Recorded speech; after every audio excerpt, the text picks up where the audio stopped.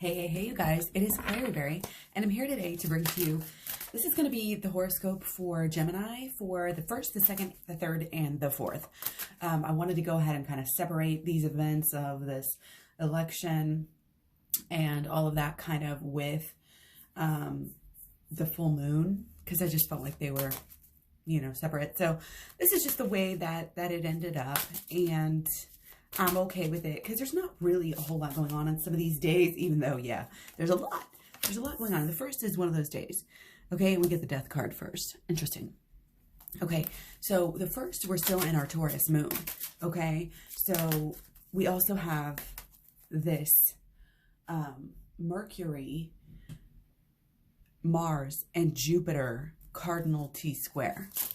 Okay. Now, this is a T-square that is going to be with us all of these days through the 4th, at least. We have, again, this Mercury Libra. We're wanting to, again, be refined, be that higher-minded, do the right thing. Like, it's like a lot of us strive for that, and mentally we want that, okay?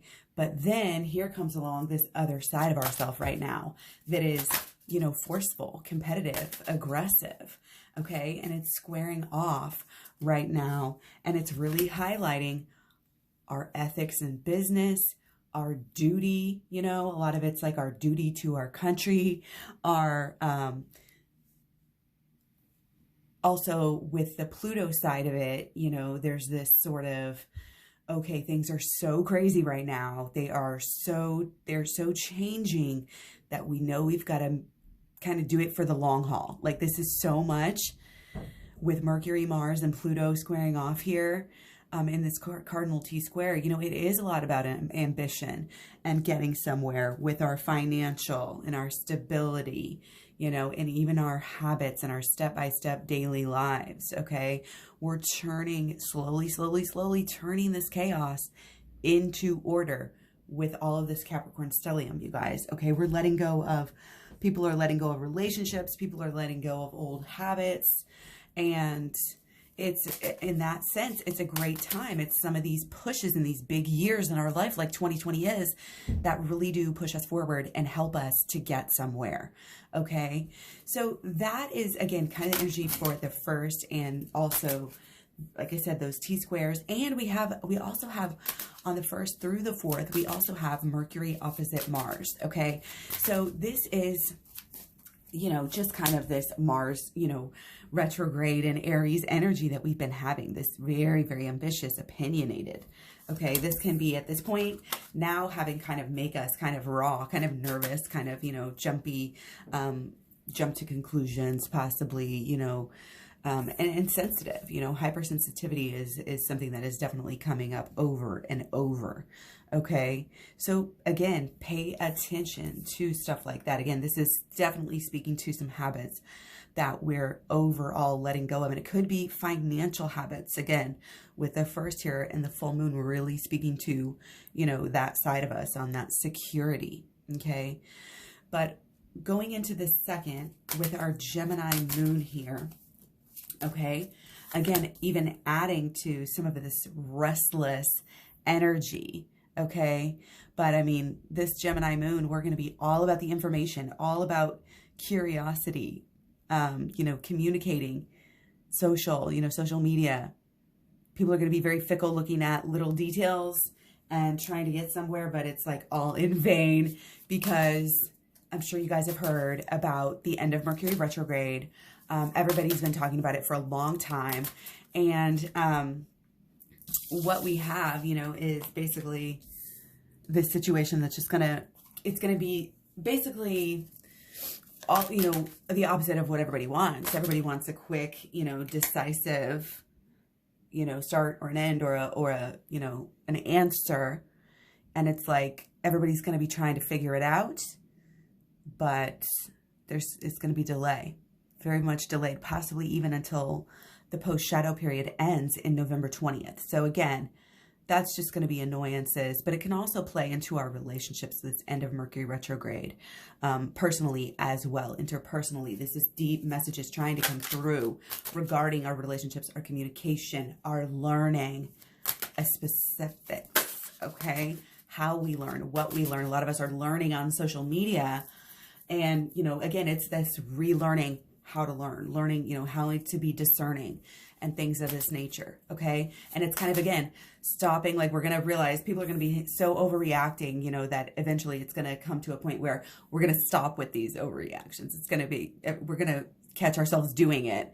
And, you know, we're going to be able to kind of come into this conscious refinement, okay? So back to the second, you guys. I want to talk about the second for a moment here, okay? Now, again, Gemini moon starting at 10 a.m. We have the sun trining Neptune and the moon trining Venus. So these are two very personal aspects here, very emotional aspects, very possible, again, spiritual here.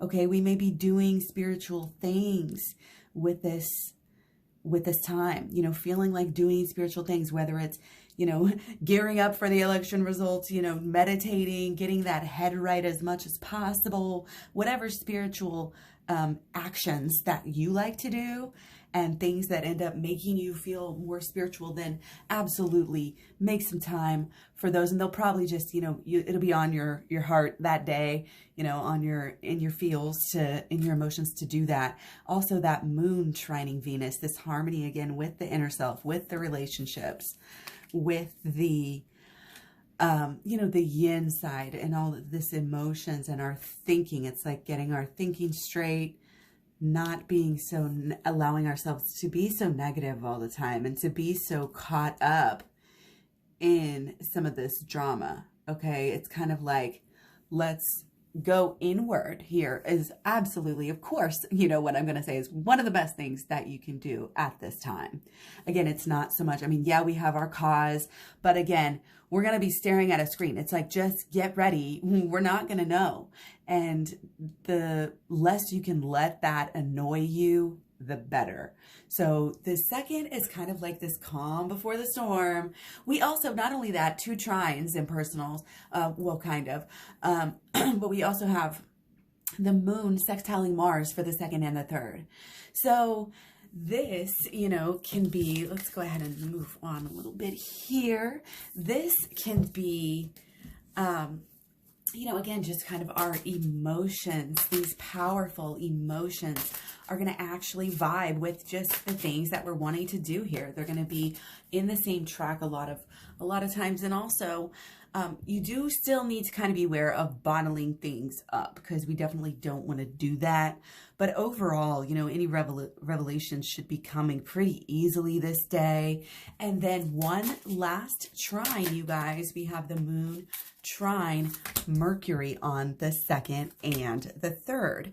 So this is just our, you know, our head and our heart getting along, you know, again, an absolutely fabulous time for shadow work.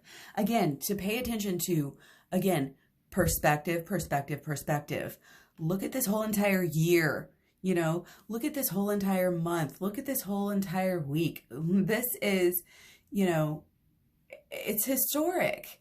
And rising to the occasion, rising to our higher selves and really showing up where your passions are leading you to feel like you need to speak up. Again, it's not taking this energy of Libra and saying, oh, I'm just going to hold everything in, bottle everything in, and not rock the boat.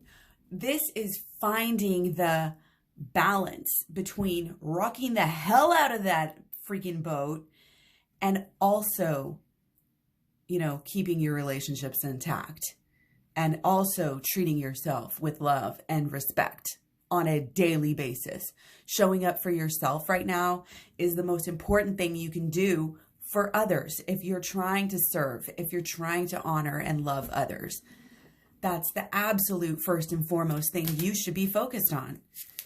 Okay? We have to take this empowering, you know, Venus, moon, I mean, every one of these, okay, you got the one sextile that's the sun and Neptune, but that's still that spiritual yin, you know, energy, okay?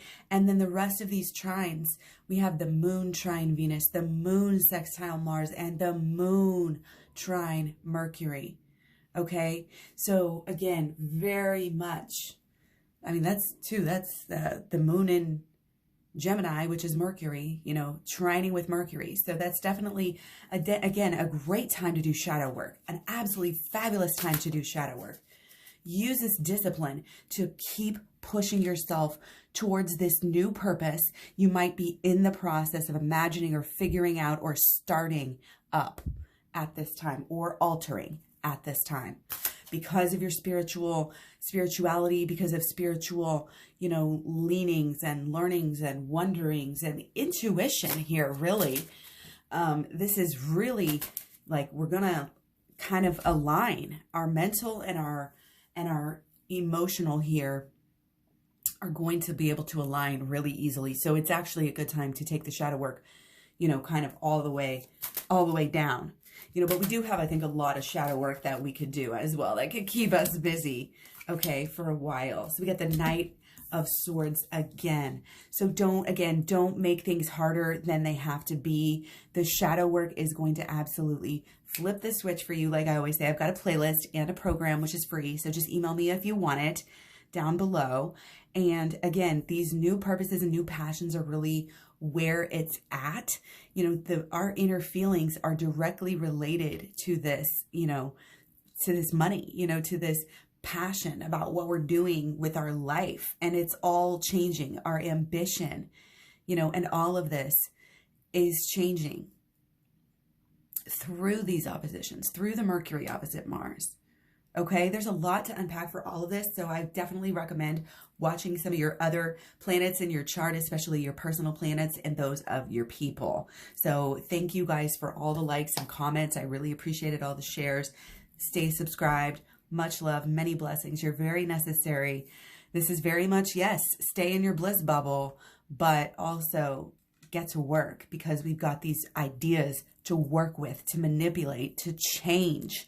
Again, nothing's staying the same. So don't try, if you're in the mindset of, oh, I just want everything to stay the same, you know, which you're Gemini, you know, you're not, but it's still one of those things, you know, to just kind of brace yourself and steady yourself for this step-by-step mass change, again, of everything that is in this Capricorn stellium, you know, work, money, money dealings, business, our own relationships with money, what we buy in our house, the structures, the habits that we get set up, and what we do. You know, it's like, it's even down to things like how we shop. I mean, obviously that's all changing, but that's because of this Pluto, this Capricorn stellium that we've been having as well.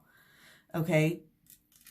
So stay grounded, stay focused on, you know, again, this passion and how it's changing, how it's growing. Okay. Because it is. And the more inner work you're doing here, it's going to be better for your relationships, better for your love. You know, again, it keeps you honest. Basically, it keeps you in check so that you don't make things super harder on yourself, and that you're not always, you know, in the past, we might have always been fighting ourselves, self-sabotaging, or even in a steady way, a slow and steady way, making things harder for ourselves where we didn't even realize it. Okay, always up against the wall, always not, you know, not getting what we want, can't have nice things, sort of thing. And now it's like, we're evening that out. We're realizing that we have this power. Okay, we really do. And it is about deep emotions. I mean, it's, you guys, I'm not just saying this because I'm Cancer, you know, sun, moon, and North Node, but it is true. It's true for all of us, because the moon and the sun is the basis of everything, you know. So anyway, much love, many blessings. Take care, and I'll talk to you guys real soon. Bye.